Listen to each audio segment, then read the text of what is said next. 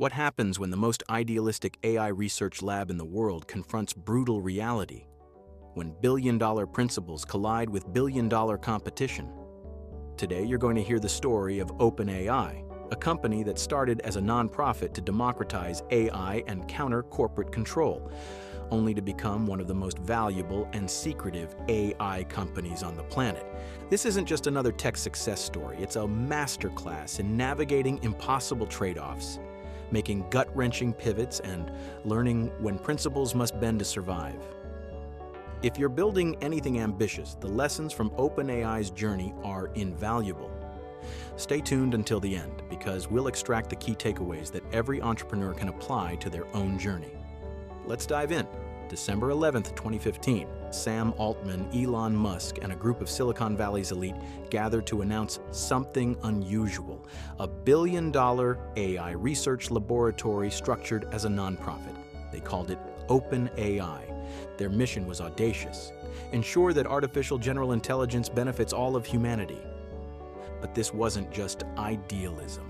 They had a genuine concern. AI research was concentrating dangerously in the hands of a few tech giants, primarily Google, which had just acquired DeepMind for $500 million. Facebook had built its AI research lab. Microsoft, Amazon, and Apple were investing billions. The founders believed that if AGI, artificial general intelligence, arrived as a proprietary technology controlled by a single corporation, the consequences could be catastrophic. Who would ensure it was safe? Who would ensure it was distributed fairly? Their answer: build a world-class research lab that could compete with tech giants while remaining committed to openness and safety. The open in OpenAI meant they'd publish all their research freely. No paywalls, no proprietary models. Science for humanity. It was a beautiful vision, and within 4 years, they'd have to abandon almost all of it. By 2018, reality was hitting hard. Training AI models required staggering amounts of computing power. What cost thousands in 2015 was costing millions by 2018. Google and Microsoft could spend whatever was necessary. OpenAI, as a nonprofit relying on donations, was drowning. Then there was the talent war. Despite their mission-driven appeal, OpenAI was hemorrhaging researchers to companies offering $5 to $10 million in total compensation. OpenAI could only offer salaries. And here's the paradox they discovered: staying open was becoming dangerous. In February 2019, they trained GPT-2, a language model so good at generating coherent text that they faced an unprecedented dilemma. For the first time, the organization founded on radical openness decided not to release a model, citing concerns about malicious use. The irony was painful. OpenAI was doing exactly what they'd criticized big tech for doing, keeping research behind closed doors. Something had to change, and fast. March 2019, OpenAI made one of the most controversial decisions in startup history. They created OpenAI LP, a capped profit company sitting under their nonprofit parent. Here's how it worked. Investors and employees could earn returns, but capped at 100 times their investment. The nonprofit board would maintain ultimate control. Profits beyond the cap would go to the nonprofit. The reaction was immediate and brutal. Critics called it a betrayal. This is just a for-profit company with extra steps, they said. But Sam Altman and Greg Brockman were pragmatic. We want to increase our ability to raise capital while still serving our mission. No pre-existing legal structure strikes the right balance.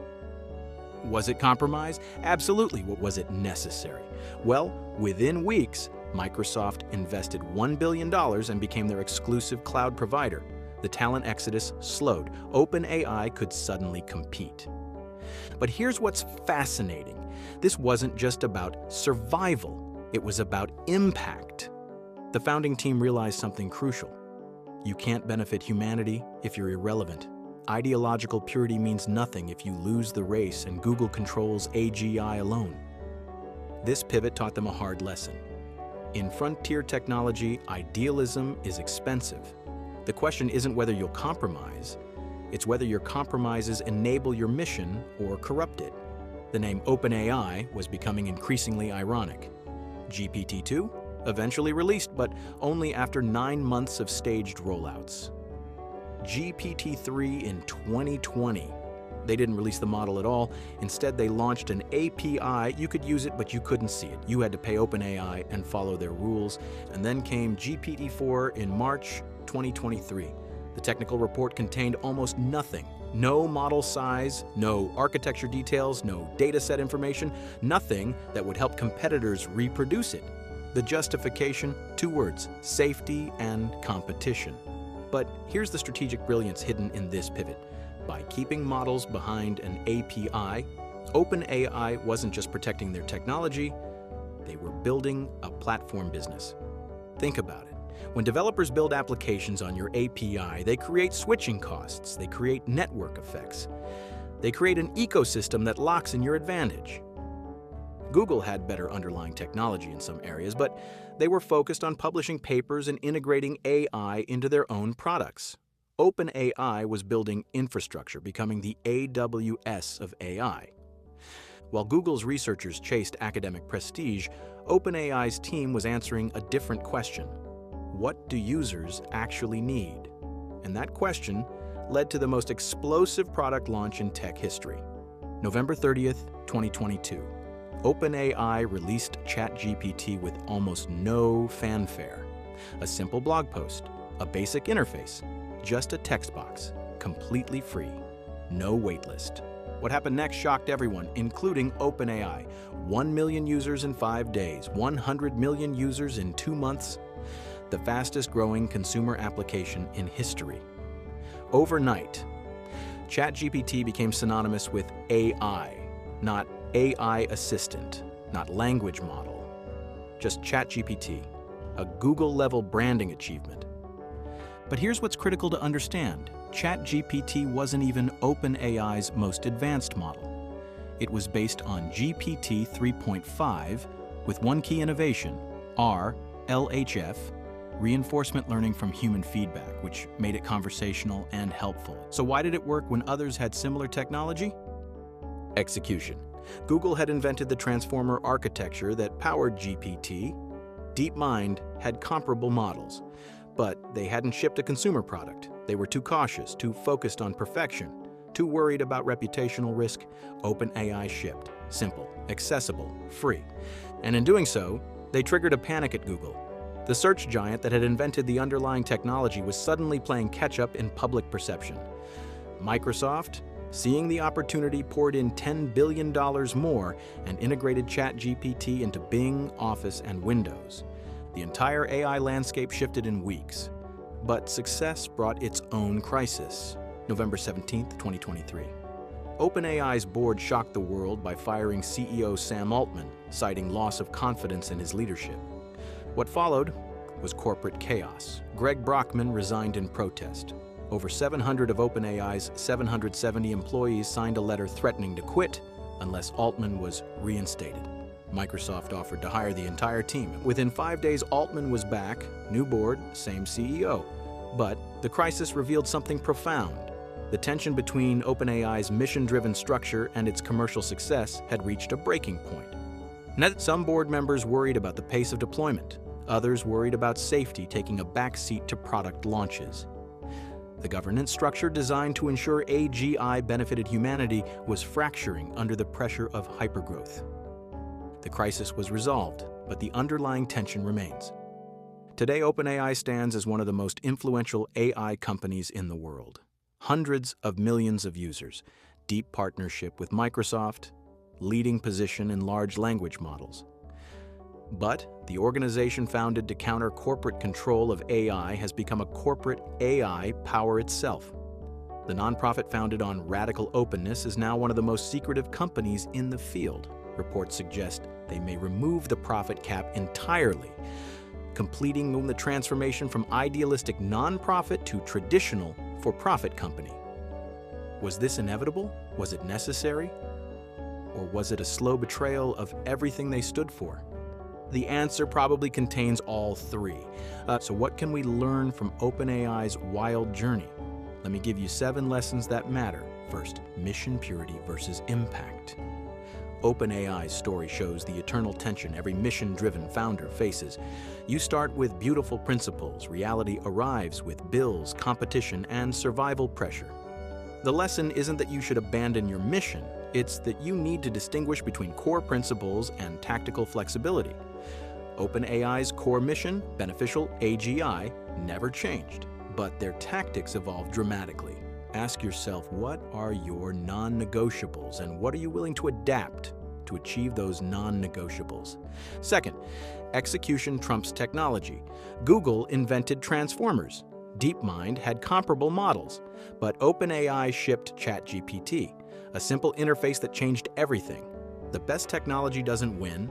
The best executed technology wins, and if you're building something, stop obsessing over perfection and start obsessing over what users actually need. Ship, learn, iterate. Third, strategic partnerships can define destiny. The Microsoft partnership transformed OpenAI from well-funded startup to company with unlimited compute and massive distribution. When you're competing against giants, you can't out-resource them, but you can align with different giants. OpenAI leveraged Microsoft's infrastructure and enterprise distribution to leapfrog Google. The lesson: don't just think about customers. Think about who has the assets you need to win and how you can make partnering with you irresistible for them. Fourth, talent is everything in frontier technology. Every major inflection point in OpenAI's story, the research breakthroughs, the Anthropic split, the board crisis, centered on people. In cutting-edge fields, 10 exceptional people matter more than 1,000 good ones. The capped profit structure wasn't just about raising money, it was about keeping and attracting the world's best AI researchers. If you're in a talent-intensive field, your ability to attract and retain exceptional people is your ultimate competitive advantage. Structure your company accordingly. Fifth, speed and timing create unfair advantages. ChatGPT's timing was perfect.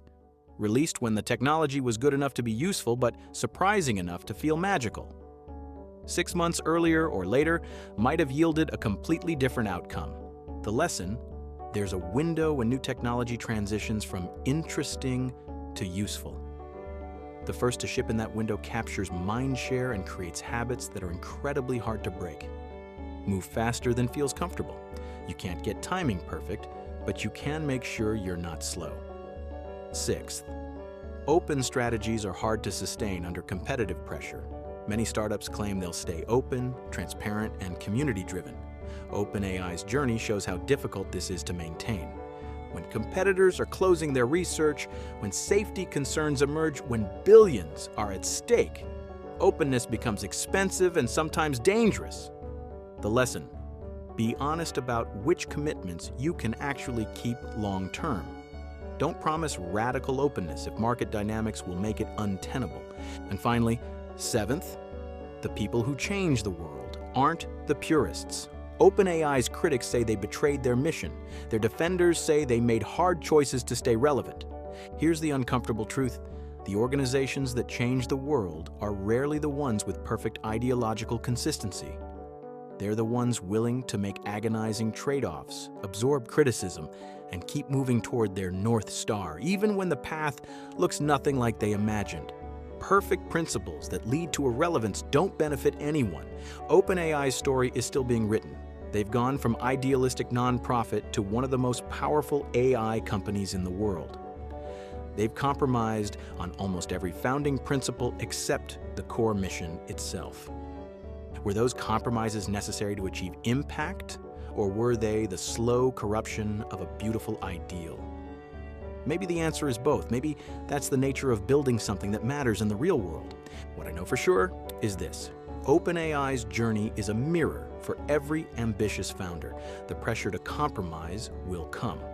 The question isn't whether you'll face it, it's whether you'll navigate it with your eyes open, making conscious trade-offs rather than drifting into mission drift. The world needs people building important things. Learn from OpenAI's pivots, their successes, and their struggles. And then go build something that matters. Thanks for listening. Now go create something extraordinary.